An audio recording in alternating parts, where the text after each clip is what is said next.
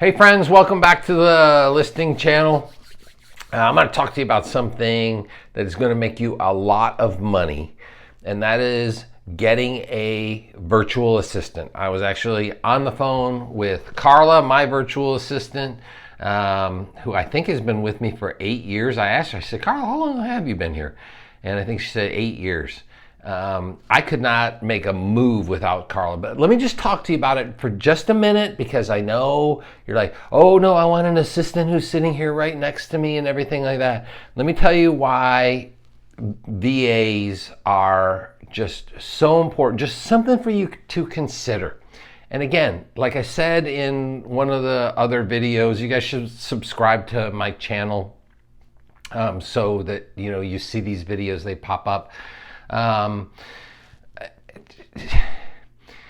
This is not theoretical stuff. I'm not a real estate coach who's never sold real estate before telling you this is what you should do, or the last time I sold real estate, Reagan was in office or something like that. No, this is like real life. I talked to Carla today, right? So I'm not, currently like listing any houses, mostly I just work with seniors, but talking to her about other stuff, broker stuff and recruiting and Facebook ads that we're doing for our agents and everything like that. We handle all the Facebook and landing pages for our agents and things like that. And so we're always testing things on Facebook and giving them the best, because I'm really good at Facebook. But anyway, talking about virtual assistants. So, you can go back to the old one, like, how much money do you make entering a listing into the MLS? Nothing. How much money do you make typing up a listing agreement? Nothing. Okay, yeah, I get that. Those are kind of, yeah, but you're just like, yeah, but, am I going to pay the money? And by the way, Carla enters it into the MLS, but I write the remarks. You write the remarks. Writing the remarks is a rainmaker activity. Proofing it in MLS is a rainmaker activity. You are the rainmaker. So you got to write the remarks, and then you got to proof it before it goes live, right? Okay, so, but here's some of the things, like how many times do title companies and everybody ask for the wire details, but then they need to call and talk to somebody and verify the wire details. Is that an efficient use of your time? Scheduling showings. Let's just say I'm working with a buyer and I'm taking them around to different houses. Real estate agents don't answer their phone anymore. They don't. So you got to have somebody who's patient to call and say, look, we want to get in Saturday. We're showing one at, between 11 and 11:30 in the area. Can we come by at between 11:30 and 12? Oh, you need us to call first? Okay. I'll give them the instructions. Oh, what's the lockbox code? Okay. Oh, where is the lockbox? All right. Carla handles all that stuff for me. And then on my listings, I'm primarily a listing agent. And I would generally list between 100 and 200 homes a year. So, that's a lot. And we would carry 60, 70, 80 listings at any one time. We couldn't do it without virtual agents. But I wanted to keep all those sellers updated every week on what was going on. So Carla or one of the other VAs would prepare a weekly report for each and every seller, just telling them what went on that week. So this week we had 3 showings. Here's feedback from the first one. The other one decided on another house. The third one didn't answer. And then that stays there. And then that drops down. Then next week's activity report goes there. And then that goes down. Then next week's activity report goes there. So it's all in there. Once it goes under contract, yes, they have the lien search back. They're just waiting for the title search. So they are keeping them posted with an email every single Wednesday. Okay, we used to send them out on Friday, but the problem was you send it out on Friday. If the sellers have a question about it, who do they call? They call me on the weekends, and I don't work on the weekends, so typically I try not to work on the weekends, right?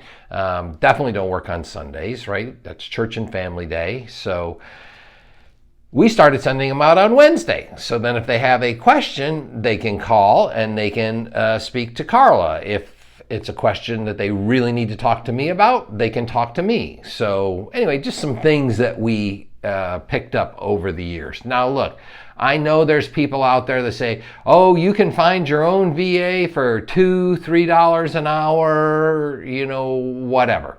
I want to tell you, I pay $10 plus per hour. Over the years, I think Carla started it, I don't think she'll mind me telling, I think she started at like $8.65, and I actually did it through a VA company because they provide vacation benefits for her, they provide medical insurance for her, they provide training for her.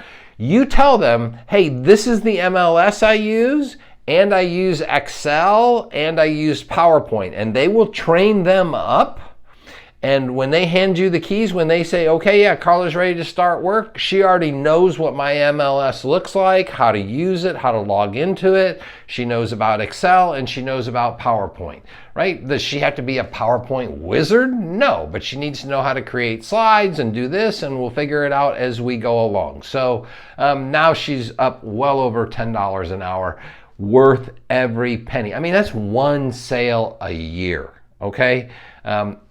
Like I said, I was closing 10, 12, 20 deals a month. There's no way I could. At that time, I had multiple virtual assistants when I was actively selling. So there's no way you can run your business without it. And a lot of VAs are from the Philippines. Carla is from the Philippines. The sweetest, nicest people in the world, okay? Much nicer than I am on the phone. So, do I want my seller talking to me on the phone, or do I want them to talk to Carla? They love Carla. They love her. They love Valerie. Oh, Valerie's so sweet. Can we meet Valerie? It's kind of tough unless you're going to Manila, but that's where you can meet Valerie. I could never tell. She doesn't have an accent or anything like that. So just get these things out of your mind. They're also tend to be younger than we are. They're very tech savvy, very tech savvy. That's all I'll say about it because I'm going to embarrass myself. So anyway, I guess I'll give you one last reason and then we'll wrap it up. When I did used to work with buyers, or I have somebody who's selling a house and they need to buy a house. Okay, so very common, work with the buyer. And this person, let's say they're asking $500 for the house. And well, what will you pay? Well, I'll probably actually pay pretty close to $500 for it. I love this house. This is the ideal house. But Tim, hey, why don't we give it a shot at like $425 and just see what happens? Now, again, I'm not accusing you, but I'm just saying the average agent, when they know it's a $500,000 house, it's going to sell for between $480 and $500. Your buyers are willing to pay that, but they want to take a shot at $425. What do you say? You say, well, I don't want to waste your time. I don't want to waste my time. What do the buyers hear? You don't want to waste your time. This is basically, I don't want to waste my time doing that because it's not going to work. Buyers don't want to hear that. They want to hear that you're a fighter, that you're going in there and you're taking the shot at $425.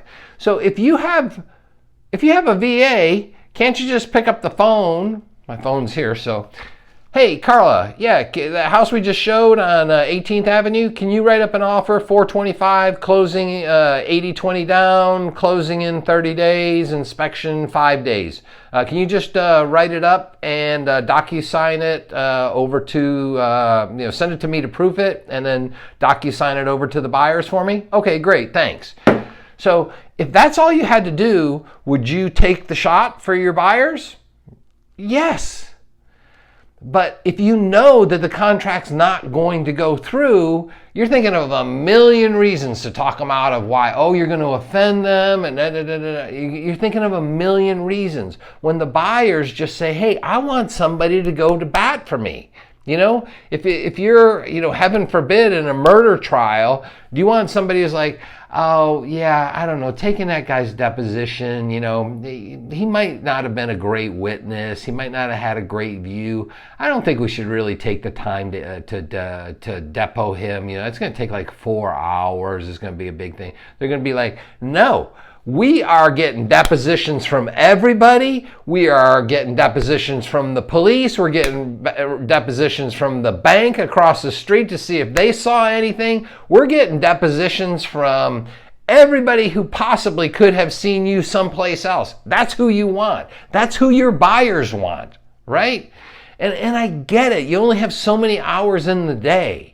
But when you have a VA, do you see how this actually makes you a ton of money? Because they just prepare it all for you. What is it you really don't want to do? I really just don't want to do the paperwork, right? It's a 12-page, 13-page contract now. I don't want to do the paperwork. So, hey, here you go. I got somebody to do the paperwork for me. All right. Whew. I got to calm down before I do these videos, I guess. I don't know. But it gets me fired up because I'm very passionate. And one of the things, I do a grateful journal every morning. And one of the things that I write in there is I'm grateful for Carla. And I need to make sure that I remember that and I remind her of that on a daily basis. And I am grateful to them. So hopefully this will open up your mind to VAs. Just drop a comment or DM me or whatever if you got any questions. I don't want to talk about the name of the company that I use to hire the VAs. This isn't a sales thing, but I'm happy to help you any way I can. All right? Have a great day, friends. I'll see you on the next video. Take care. Bye-bye.